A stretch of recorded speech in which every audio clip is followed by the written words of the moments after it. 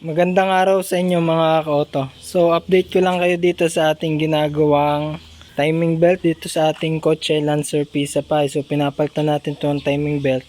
So medyo patigil-tigil yung paggawa natin kasi sa panahon, yan, gaya yan, kulimlim. Tapos wala namang garahe dito. Tapos minsan sa hapon, sobra namang init. Kaya medyo patigil-tigil tayo. At saka may problema tayo nakita dito. May play itong ating crankshaft gear. Ayan, may play na kaunti. Pero kaunti pa naman. Sabi ng mga tropa nating kaibigan, shoutout kay Sir Wansimo, tsaka kay Sir Jimwell. Ayan. Sabi nila palitan na doon ito. Kaya naghanap muna tayo ng ganito, crankshaft gear. So nakilala natin si Sir Gil Garage. Shoutout po sa sir. Napakamura ang pyesa niya. Tama ang presyo ng pyesa niya. Hindi siya taga. Gaya ng iba may nakita tayo 6,000, 4,000, 2,000. Yan. And kay sir 1,000. Ayan kay sir. Nakuha natin below 1K. So hindi rin natin natuloy kasi tinesting natin itong ikabit. Kasi kung makikita natin ito nung ating baklasin, sala yung kanyang timing mark dito. So ito yung timing mark niya. So nakatalon dito ng isang ngipin. Tsaka dito sa may camshaft medyo talon ng isa. Medyo malayo. Hindi ko maano kung talon ka din ng isang ngipin. So siguro yung ating huling gumawa siguro nito, ang ginawa niya, pinagsakto niya yung belt. Kasi pagka sinakto mo kasi yung sa ating crankshaft gear, talon siya kasi dito. Hindi siya tudong papantay kaagad. Kaya siguro pinagsakto. Dahil do maluag dito sa part na to. Yan dito. Dapat dito sa part nito ng belt, dito mahigpit kasi at maluwag dito sa kabila kasi dito yung part ng tensioner. So dyan yun push niya. Pag push niya dito, hindi na to magagalaw. So maluwag pa dito sa part na to. Yun yung nakita ko. So nung testingin natin na ikabit doon yung bagong timing belt, abay nabawasan yung gewang. So ngayon ayos na to, hindi na natuloy yung pagbili natin dito ng crankshaft gear. So medyo nahiya ako kay Sir Gil Garage kasi mabait kausap si Sir. So may mga katay din siyang parts. So kukuha na lang ako ng mga ibang kailangan kong parts sa kanya. Para hindi naman nakakahiya kay Sir. Ayan. So ngayon, bubuuin na natin to. Yung ating tensioner bearing, ito dapat bubuuin ko na to kahapon. So ayos pa naman yung ating tensioner bearing yan. So ang ginawa ko kasi dito, sabi ng ating tropa, linisin ko daw, baklasin at i-repack. So umayos naman. Pero nag-alangan ako dahil hindi ko pa rin alam kung kailan ito pinalit. Pero parehas na parehas siya. Wala siyang alog, walang ingay. At yung ganit niya, sabi ni Sir Jimwell, baka daw kulang sa grasa kaya maganit. Pero tingin ko naman tama, may grasa din ng aking kanalas pero nilinis ko na rin. So ngayon napagdesisyonan ko, reserba na lang daw to. At bumili ako ng bago. Yan. Pero dito sa bago, parehas lang din siya ng ganit. Yan o. Ikot mo. Natigil din. Parehas lang sila ng ganit. Ayan. Walang uga. Parehas siya. Ayan. So ito, nirip ako na to ng grasa. Nalinis ko na. So napag-desisyonan, advice din sa atin ng ating pinuntahang mekaniko, ang kaibigan natin mekaniko si Batang. So magpalit na lang daw muna ng buo. Kasi para mas sigurado, pero ayos pa rin daw naman talaga ito. Di-reserve ako na lang. Ayun. Kasi hindi ko rin alam kung kailan pinalitan At least sa atin na magsisimula. Tapos yung ating timing belt. Ito. Nakita natin. Maganda pa rin nga talaga yung ating luma. Papalitan na rin natin kasi nakabili na tayo ng bago. I-reserve na rin lang natin to. Luma natin. Naalala ko lang dito sa bago. Para kasing old stock na to kasi luma yung kahon niya yan. Hindi ganito yung box ng bagong Sun. Ayan. Palitan na rin natin. Check na lang natin. So ito. Bubuin ko na ngayon. Kakabit ko na. Napalitan na rin natin pala ng oil seal dito sa camshaft at saka dun sa crankshaft. So hindi ko na na-videohan, pasensya na kayo kasi nagmamadali ako na ulan na rin. Kailangan ko matesting yan noon. So madali lang naman, tatapat nyo lang yung pinaka cone nya doon, yung sa gitna. Tapos ito, kabit lang ng tornilyo. Tutulak lang natin yung oil seal dun sa loob. Lalagay lang, pakabit lang. So yan, gawin na natin. Yan mga ka-auto, baklasin muna natin tong ating nilagay na tornilyo. Para kalasin muna natin yung ating crankshaft gear. So medyo natagalan din tayo maghanap kasi sabi ng ating mga tropa, dapat daw may washer. Wala tayong makita na may washer. So yung washer pala ay para lang dun sa mga itlog na 4G13. Yan. Dito daw sa Pisapay pala talaga wala siyang washer dito. At itong kanyang plate sa likod ang pinaka spacer na para hindi tumama yung ating belt. So kasi baka kailangan ng washer kaya nagewang yung ating belt. So yan, para dun sa mga naka Lancer Pisapay 4G13, 4G15 talagang wala pala siyang washer. Yan, kaya medyo nalito rin tayo. May nagsabi wala, may nagsabi meron. Kaya hinanap natin meron. Ayan, wala talagang makita. Doon tayo nagtagal pa. So itong ating video ito at magbabahagi natin ng ating kaunting kaalaman, mga experience para makakuha ng ibang idea. Ito, dagdag kaunting kaalaman, talagang wala palang washer yung ating crankshaft gear. Yan. So pupunasan ko muna itong mga oil na yan. Yan para makita natin kung talagang may langis pa o wala na. Inisin ko muna maigi ito. Mga ka-auto, kakabit na natin muna yung ating tensioner. So sa pagkakabit nito, isusuksok natin itong butas nito dito, ayan. Ayan, susuksok natin dito. Tapos yung ating nut, ilalagay natin doon sa gitna. Doon. Tapos yung ating spring, ilalagay natin. Kailangan nakasabit dito. Ayun doon. May pinakagatla siya doon, sasabit natin doon. Tapos ito okay lang daw kahit mabaligtad, parehas lang naman sukat. So ito nakasabit dito kabila, ayan, para siya yung mag-a-adjust ng tension. Tutulak natin dito, sabit natin doon. Pag naikabit na natin mga ka-auto, tutulak natin yung ating tensioner papunta doon. So kailangan natin siya dito ng pwedeng ito, tutulak natin siya doon sa kabila. Yan. Para itong may adjust hanggang dito, isasagad natin ito hanggang dito para yung belt pag inilagay natin madali na, hindi siya bagting kaagad. Ayan, ganyan mga ka-auto. So dito ko siya ikinalang.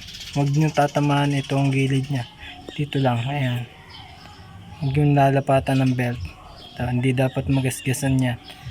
Ayan. So ano na natin yung belt. Ating bagong timing belt.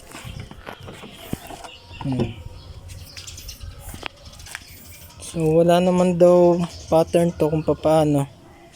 So ang ginagawa ko, di nakaharap na lang sa akin. Ayan, marka nya. So kailangan natin tanggalin to kasi diyan natin padadaanin. Gawin ko lang muna. Tinakto ko yung kanyang gilid dito para may tinginan ako dun sa timing mark. Ayan. Tapos dito sa ilalim, tatama lang natin. So naka-timing na nga pala itong ating camshaft. So isasalpak na lang natin pati dito sa ating crankshaft. Ayan. Ito yung timing mark niya. Tama na. So sasalpak na lang natin dito. Saktuhan yan. So kailangan dito sa part na to, dito mabagting. Kasi magtutulak na diyan dito sa kabila na to, dapat dito maluwag kasi tutulak siya ng tension na. So yung dati natin malubay dito kasi salangan ng ngipin dito ng isa, kaya itong isa nung itulak ng tensioner maluwag pa rin. So yan, ikakabit ko lang to. So yan mga ka-auto, na ipagtama na natin to. Medyo mahirap talaga dito pagtamahin kasi kailangan hindi siya gagalaw dito sa ating camshaft. Tapos dito medyo maganit kasi medyo paglalabanan mo talaga dito para may pasok. Ayan. So naipasok na natin. Itong sinasabi ko, dapat bagting na tong part na to. Ito dito yung malubay. So siguro yung dating huling ang gumawa, hindi niya mapagtama dito. Nakasakto naman kasi yan. Pilitin mo mapagtama yan. So tinalo nyo na isang ipin para malubay. Dali palsak yun. Sala sa timing. Yan. So ngayon tama na yung ating timing. Ayan. Naka-center siya doon. Ito. Dito. Sa camshaft. Ito. Yan. So doon ko tinapat yung guhit na yan. Ang tatak para matingnan natin yung sakto yan.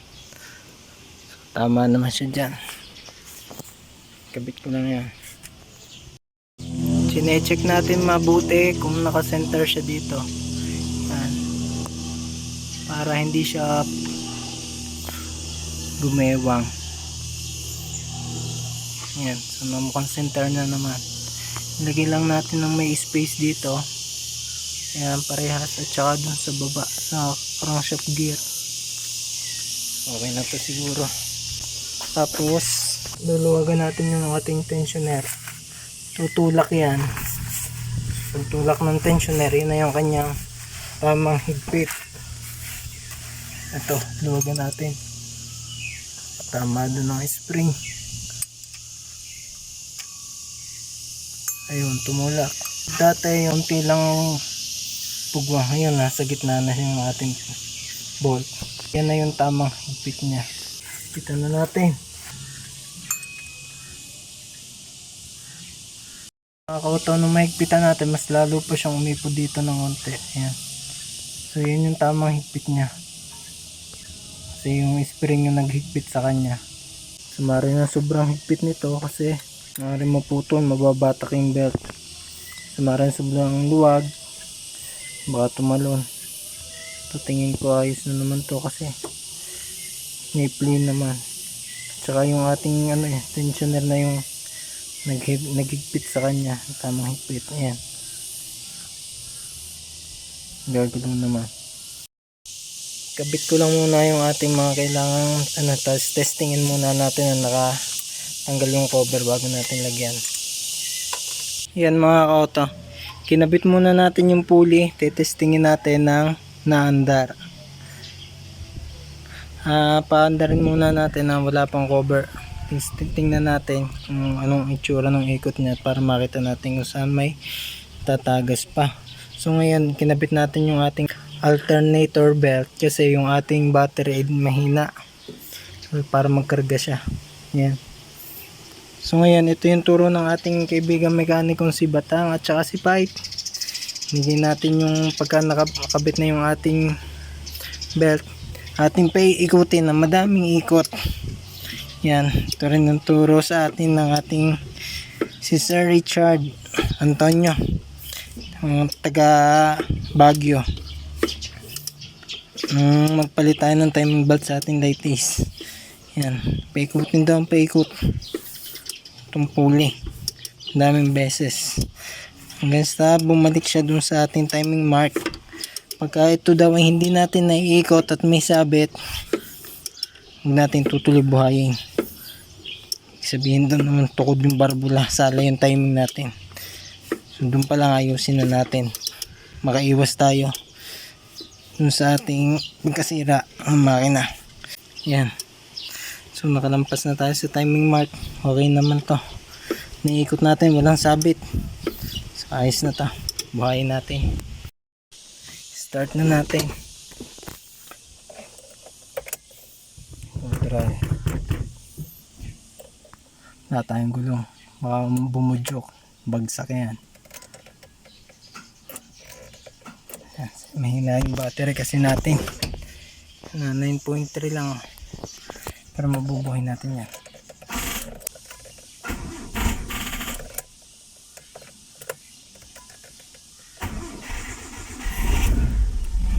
Yan, mandar na. Sana wala nang gewang.